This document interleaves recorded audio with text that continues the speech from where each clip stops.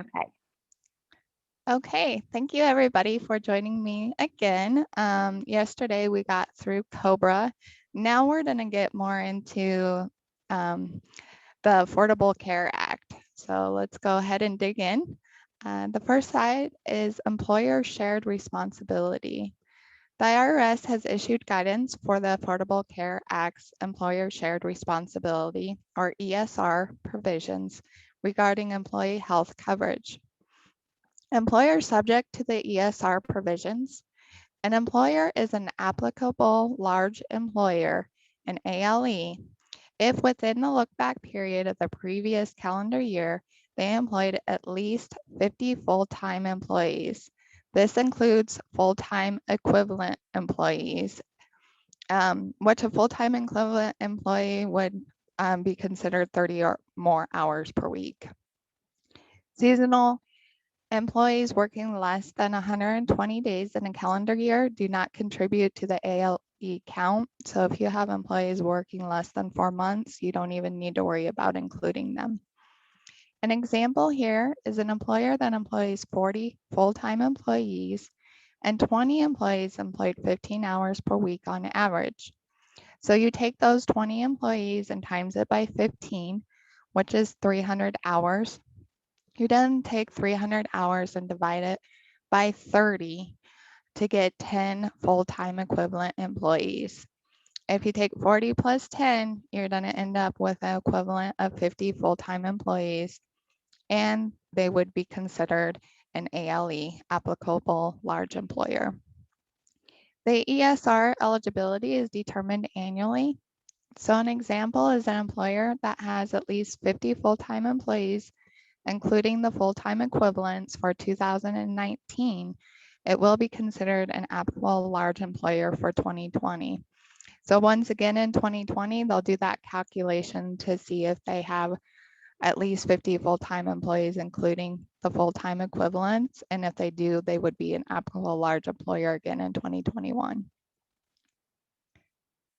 ESR and ALE for ACA, oh my. So employers that have common ownerships, these are companies with a common owner or are otherwise related, are generally combined for purposes of determining ALE status.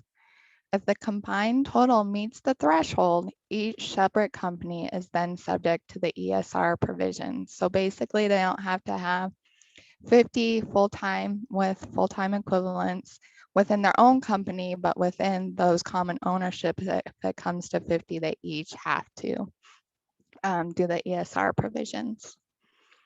Identification of full-time employees for purposes of the ESR provisions. For purposes of ESR, an employee is a full-time employee for a calendar month if the employee averages at least 30 hours of service per week. 130 hours of service in a calendar month is treated as a monthly equivalent of 30 hours of service per week. Determination of status for variable schedule employees. This is the monthly measurement method. An employer determines each employee's status as a full-time employee by counting the employee's hours of service for each month over successive one-week periods. So for a 4-week calendar month, employees with 120 hours of service are full-time employees. And for a 5-week month, employees with 150 hours of service are full-time employees. The look-back measurement method, this is only used for purposes of determining the liability for an ESR payment. Hours of service refers to any hours the employee is paid or entitled payment. So basically, when we're looking at how many hours a week they work, it's not just their regular hours. It can include vacation days, sick days, holidays, um, leave of absences, or any of those type of items would also be included when determining that amount. Liability for ESR payments. An ALE with a liable for an ESR payment only if the employer does not offer affordable health care coverage that meets minimum essential coverage, MEC, or minimum essential value, MEV, to fewer than 95% of its full-time employees. Affordable coverage means that self-only coverage premiums cannot exceed 9.78% in 2020 of the employee's annual household income. So I did just a quick calculation. If an employee makes $50,000 a year, 9.78% of that would mean that they can't be paying more than $4,890 in a year for that self-only coverage premium. If they're paying more than that, then it's no longer considered affordable.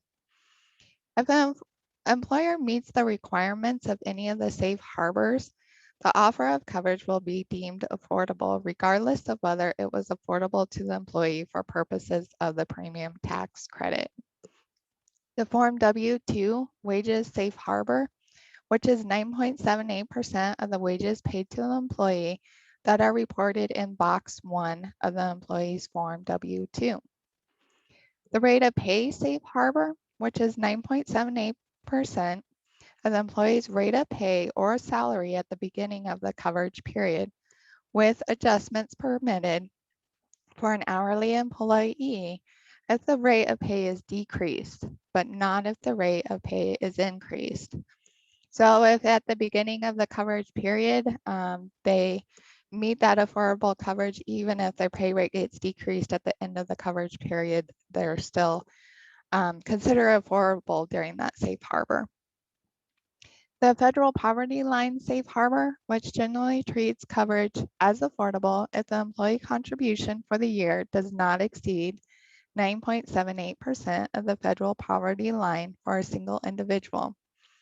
That is $12,760 in 2020 for the applicable calendar year. Minimum value coverage. A plan provides minimum value if it covers at least 60% of the total allowed cost of benefits expected to be incurred under the plan. The ESR payment. An ALE that does not offer coverage or offers coverage to fewer than 95% of its full-time employees and their dependents.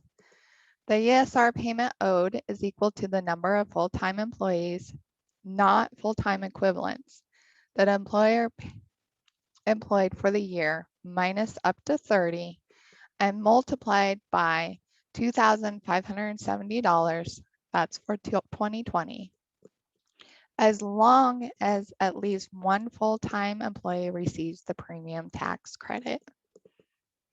Coverage for some months but not others. The payment is computed separately for each month for which the coverage was not offered.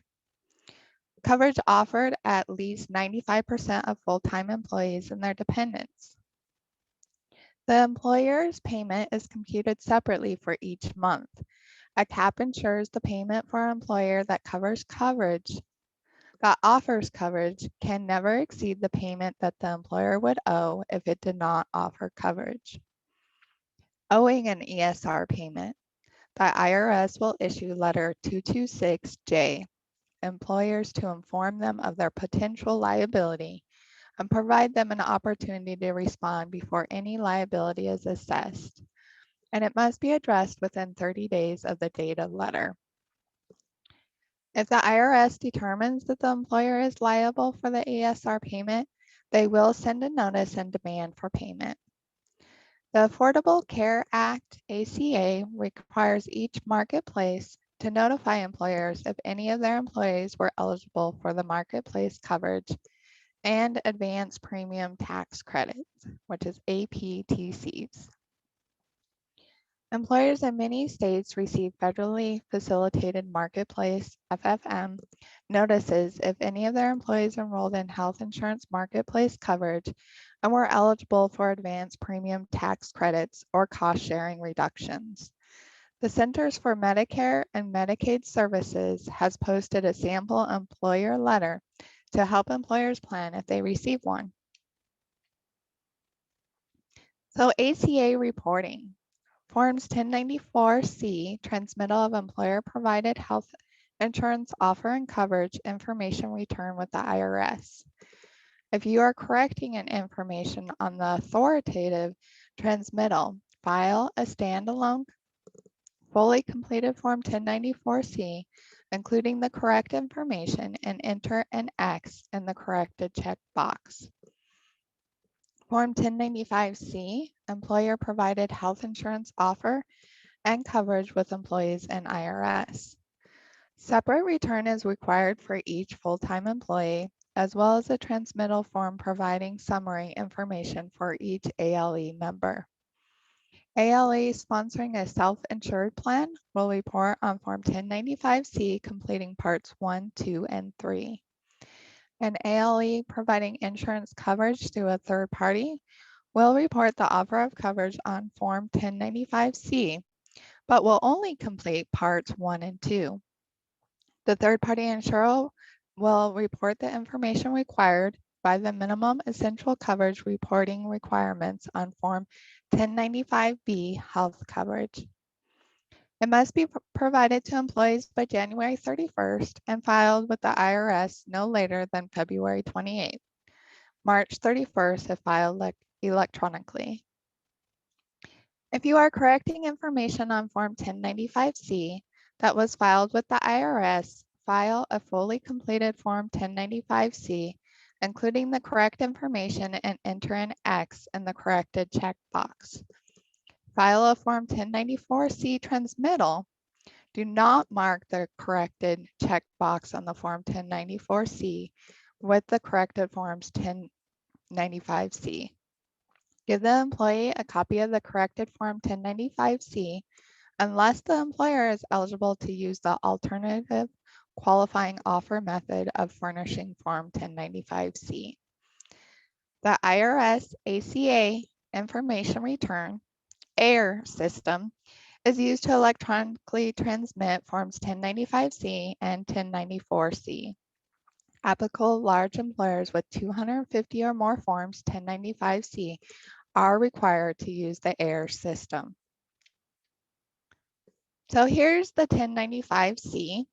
Part 1 basically is just the employee's personal information and the applicable large employer's information. And then we go to Part 2. We have the plan start month. And to complete the box, enter the 2-digit number 01 through 12, indicating the calendar month during which the plan year begins of the health plan in which the employee is offered. If more than one plan year could apply, enter the earliest applicable month. If there is no health plan under which coverage is offered to the employee, you will enter 00. Then line 14 is the offer of coverage. You will use the indicator codes for employee offer of coverage. They're from 1A to 1K.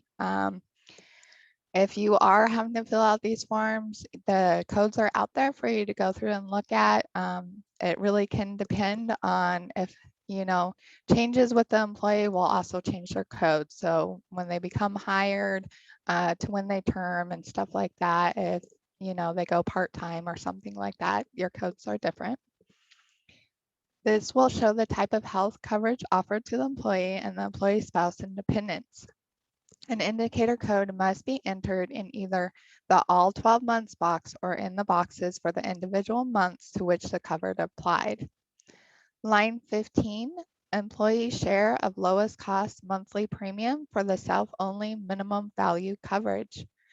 Complete line 15 only if code 1B, 1C, 1D, 1E, 1J, or 1K is entered on line 14, either in the all 12 months box or in any monthly box. Enter the appropriate amount to the all 12 months box or in the boxes for the individual months. If the employee required contribution is 0, you will enter 0.00. Line 16 is the applicable section 4980H safe harbor codes. If applicable, enter a code from 2A to 2I for the section 4980H safe harbor or other transitional relief for the employer. And then part 3, once again, this is only for the self-insured health coverage that your company does that. You'll fill out this part.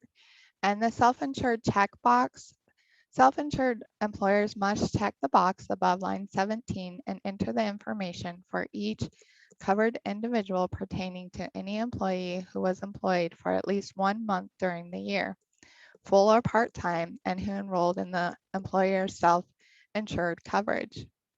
And then line 17 through 22, for each covered individual, employee, spouse, and dependent, enter the individual's name and social security number, the date of birth if social security number isn't available, and then check the covered all 12 months box for the individual months of coverage boxes as appropriate. So I'm sure if you are not doing these yourself, if you do have health insurance, you probably have received them from your company. So you might just take a look at it when you get home, and you can see the information that is filled out there. Now the 1094-C, again on part 1, this is just going to be the applicable large employers information, so they'll put that in. And then on line 18 is the total number of forms 1095-C submitted with this transmittal. And then line 19, you will check the box if this is the authoritative transmittal for this ALE member and complete the rest of the form. Only one authoritative transmittal is filed for each employer. If only one Form 1094-C is being filed for the employer, check the box on line 19 on that form.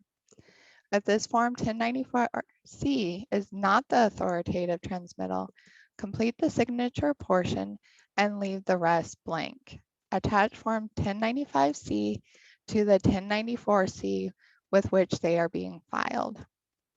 Part 2, we have line 20 through 22 are completed only on the authoritative transmittal. Enter the total number of forms 1095-C filed by and/or behalf of the ALE member, whether this is another Form 1094-C. Line 21, check the box if the ALE was a member of an aggregated ALE group for any month of the year. If not, don't check the box and don't complete Part 3, Column D, or Part 4. Line 22, certifications of eligibility. If the employer is using one of the alternative reporting methods, check each box that applies. Qualifying offer method, 98% offer method. Part 3 is the ALE member information, monthly. Lines 23 through 35, these 13 lines consist of all 12 months and one each for each month with 4 columns. Column A is the minimum essential coverage offer indicator. Check the yes or no box for all 12 months or each month as appropriate to indicate whether the employer offered minimum essential coverage to at least 95% of its full-time employees and their dependents. Column B, full-time count for the ALE member. Enter the number of full-time employees for the ALE member, including full-time and non-full-time employees in a limited non-assessment period based on the same day each month, unless box D was checked on line 22. The employer can use the all 12 months box if the total was the same all year. Column C, total employee count for ALE member. Enter the total employee count for the ALE member, including full-time and non-full-time employees in a limited non-assessment period for each month based on the same day each month. The employer can use the all 12 months box if the total was the same all year. Column D, aggregated group indicator. Check the box if the ALE member is part of an aggregated group for the appropriate period. And then part 4, other ALE members of aggregated ALE groups. Lines 36 through 65, you'll enter the name, the EIN of other ALE members of the aggregated ALE group, who are members at any time during the calendar year. Remember that employers who check the no box in line 21 do not complete part 4. Enter the names of the EINs of up to 30 of the other aggregated LE group members. If there are more than 30, enter the 30 with the highest number of full-time employees in descending order. So pop quiz. Electronic filing of Forms 1094C and 1095C is done through which system? A is AIR, B is BSO, C is EFTPS, and D is FIRE, FIRE.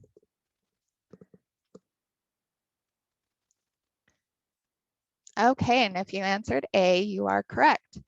The IRS ACA information return system is used to electronically transmit Forms 1094C and 1095C.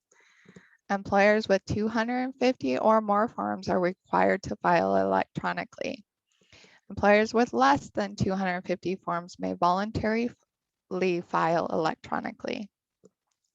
The BSO Business Services Online is the Social Security Administration's electronic system for filing W-2 and W-2C. The IRS Electronic Federal Tax Payment System, EFTPS, is used for paying federal taxes electronically. IRS Filing Information Returns Electronically, FIRE, system is used to electronically file information returns such as Forms 1042S, 1099 miscellaneous, and W-2G. So W-2 reporting of the cost of employer-provided health coverage. The Affordable Care Act requires employers report the total cost of employer-provided health coverage on employees' Forms W-2. The method of reporting on the Form W-2 is box 12. The aggregated reportable cost, the employer and the employee's portion, is reported on Form W-2 in box 12 using code DD. The premium charge method, use the premium charged by the insurer for that employee's coverage. The COBRA applicable premium method, reportable cost for the period equals the COBRA applicable premium for that coverage for that period. And then the modified COBRA premium method, employer may use the modified COBRA premium method with respect to a plan only where it subsidizes the cost of COBRA. So our first example is Our Best Payroll Service provides health insurance for its employees. Each employee pays 20% of the applicable premium. Mike's family's premium is $1,000 each month, and he has $200 deducted from his monthly pay for his share of the premium. Our Best Payroll Service will report on Mike's Form W-2 $12,000 in box 12 with code of DD. So it's the full premium amount, which is the $1,000 times 12 months is how we got the $12,000. The next example, We Comply Payroll Services determine the COBRA applicable premium for each month in a calendar year for individuals eligible for COBRA continuation coverage. Electing self-only coverage would be $350 per month and charged an actual COBRA premium for such coverage of $357 per month. So that's the $350 times the 102%. We Comply knows the cost of coverage is not less than COBRA applicable premium for the year and decides not to make a new determination of COBRA applicable premium for the calendar year, but rather to continue to charge an actual COBRA premium for self-only coverage of the $357 per month. Solely for purposes of W-2 reporting, if We Comply uses the modified COBRA premium method, it must treat $350 per month. This is the $357 charge minus the $7 increase permissible under COBRA as the monthly reportable cost for self-only coverage for the calendar year. And then our last example, Karen's Copiers makes a good faith estimate of the COBRA applicable premium for the calendar year for individuals eligible for COBRA continuation coverage, electing self-only coverage of $500 per month. To ensure compliance with COBRA requirements despite not calculating a precise COBRA applicable premium, Karen charges an actual COBRA premium of $350 per month for individuals eligible for COBRA coverage, electing self-only coverage. For purposes of W-2 reporting, if Karen uses the modified COBRA premium method, it must treat $500 per month as the monthly reportable cost for the self-coverage for the calendar year. So here are some more examples of the cost changes during the year.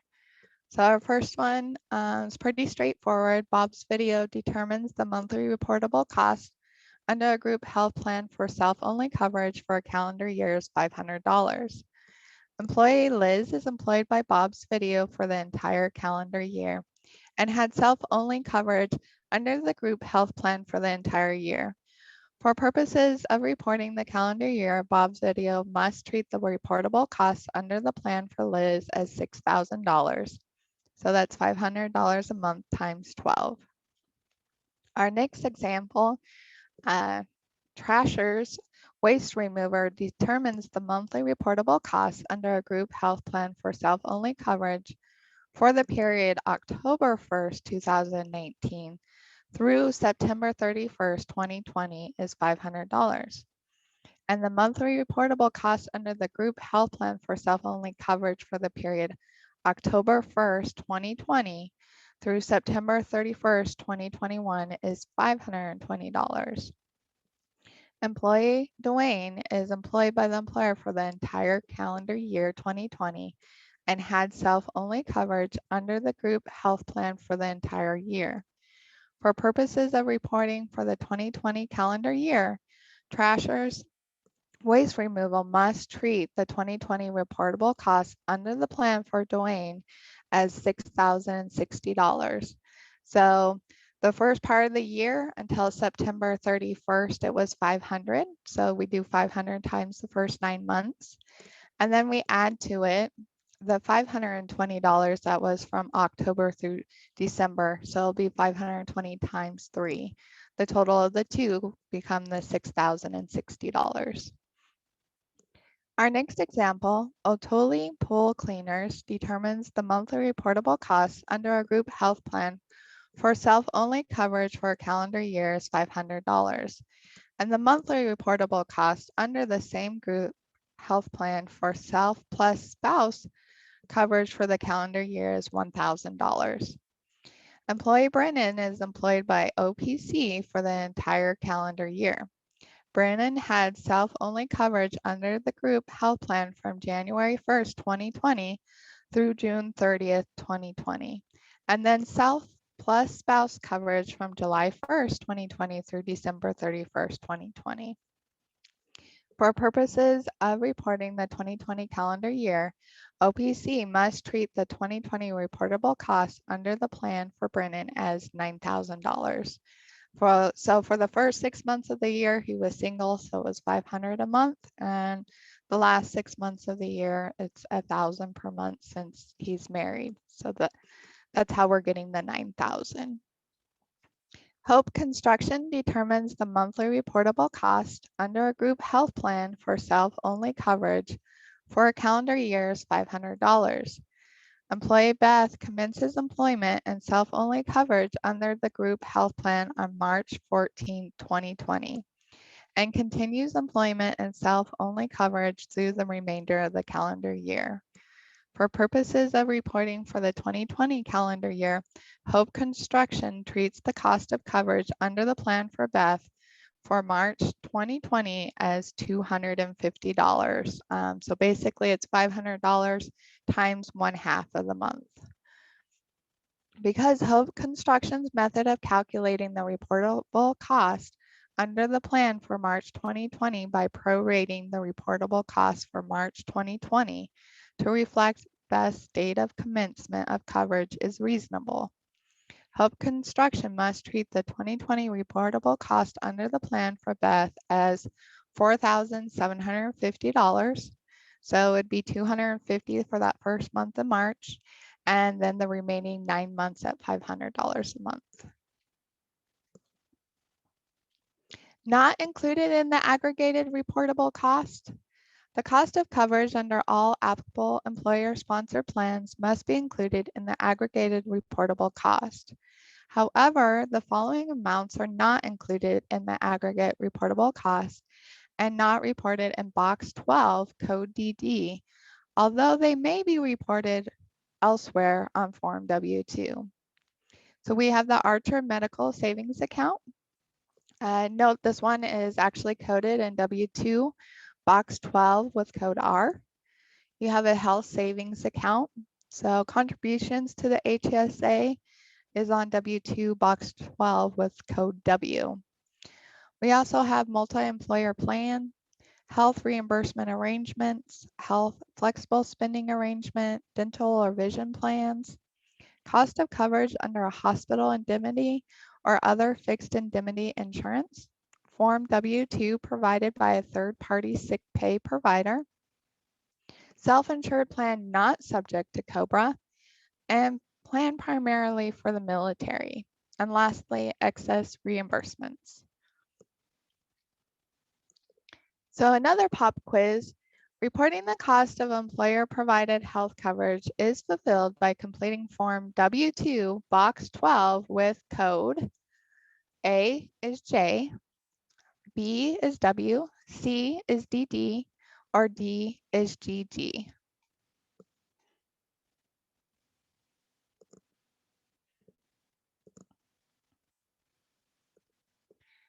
Okay, if you selected C for DD, you are correct.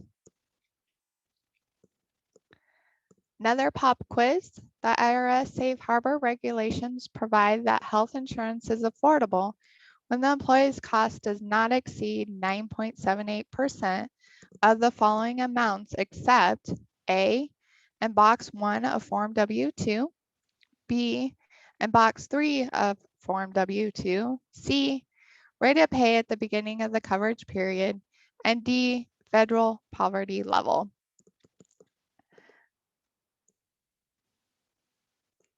And you probably saw that if you read below, you can find the answer. But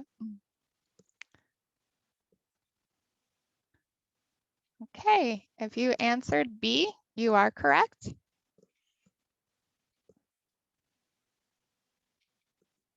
And then is there any questions? I have two, if that's okay. Yeah, hopefully I can answer them. We honestly lucked out. We started setting all of this stuff up in our system, and we are with UMR, and they do all the reporting for us. So we don't have to really do it. I was just kind of wanting a simplified rundown of how the APTC, so that tax premium tax credit, really plays into ACA. Well, if I remember right, that premium tax credit, that's if the employee goes out and gets insurance outside of the employer, and they should have received insurance from the employer, correct? I don't know. Let's see.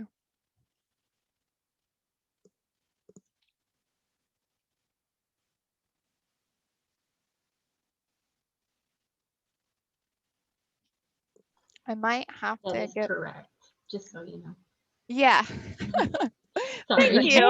Anyone can I'm answer, like, I'm really. pretty sure this is the answer, but Yeah. yeah. So really, yeah, I mean, basically if an individual goes out and gets insurance elsewhere because they can't get it there, that's how it's found out about. And that's basically how the IRS finds out about it and how the employer, you know, has to end up paying. So. Okay. Thank you. And then my other question is for all three of you. Anything from this section that we need to pay particular attention to when studying? From my test, This is Rebecca, by the way. From my test, the biggest thing was knowing those different systems, the air, the fire, and so forth, and what you are submitting on each of those. So if they say how, what system do you use to send in your W-2s, or what system are you using to file the ACA forms, the 1095s, 1094s, all that. You just need to know those different systems. But I don't know now that ACA is probably going to stick around for a while. They may change up and have quite a bit more on the test. And like I said before, I took my test so long ago, 2008, so this didn't even exist at that time. But yeah, I know the difference between what the 1095-C is, but that goes to employees, and the 1094 is basically your cover sheet to go with it to the IRS. So that would I took mine in probably 2009, so I didn't have any ACA questions at all. probably just knowing that it's the 50 for applicable large employers, and that can include those full-time equivalents. I mean, that's, pretty important. They might have a question for you, like what needs to be on the W-2, like one of the ones we went through. I'd assume it'd probably be pretty easy, but maybe where like the amount increases throughout the year and you have to do a quick calculation to find out. Okay, thank you. But you have PayTrain, right, Manon? Yeah.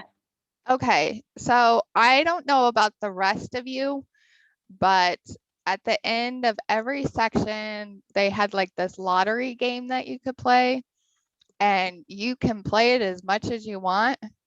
I just probably played that a lot up until the point that I took my test. One, it helps you to know how they're going to ask you the questions, for you'll know how to respond. But I really felt that doing that alone, reading the stuff, but really just constantly testing myself until I really felt comfortable with the questions they were asking me, that helped tremendously. And I agree with you on that. I took a lot of those little quizzes after each section, and I took the post test several times until I was passing it several times in a row. So I think that's really helpful to anybody that has access to the PayTrain. That's exactly what I did too. Mm-hmm. Almost Actually, everybody more here than the did. reading. Yeah. I think I started with reading, and I was not really absorbing everything as much as I wanted to, because it's so much when you're first starting, that I started like taking it in little pieces. I'd read, skim through some of it, and just start taking those tests. And you get so many different questions by retaking it multiple times. And I think a good thing too, like if you take the test and you get one wrong, then hey, I need to go back and reread about this. Apparently I'm still not getting it. So. Exactly. Great. Thank you all. Very much Yeah. appreciated. Well, I'm excited for you. That's really exciting. You'll have to Thanks. let us all know how you do. I'm sure you'll do great. I mean, you're the one creating the PowerPoints. Yeah, I feel pretty good about it, but I do want to just those tests. And I don't know if you want on mine, I made just a few minor changes. If you want me to send it to you or not. Yeah, that would be great. Some areas I was just not connecting how it went together, so I had to go back and read. And I'm like, I need to say this. It made more sense to me. I don't know if it did to other people, but when I added a couple items in there, it helped it sink in for me. So yeah, I don't know if I was supposed to or not. So sorry if I wasn't supposed to. No, that's great. So much. Okay. Yeah, help me with the curriculum because we'll probably use these same things this fall if we offer the study group again. So Okay. we have good PowerPoints, and that's a lot of the work off of me. Yeah, that's a ton of work. I don't know how you're doing it all. You got way too much on your plate. One more week. One more week. So, yeah, we're good. All right. Well, thank you. Yeah, thank you.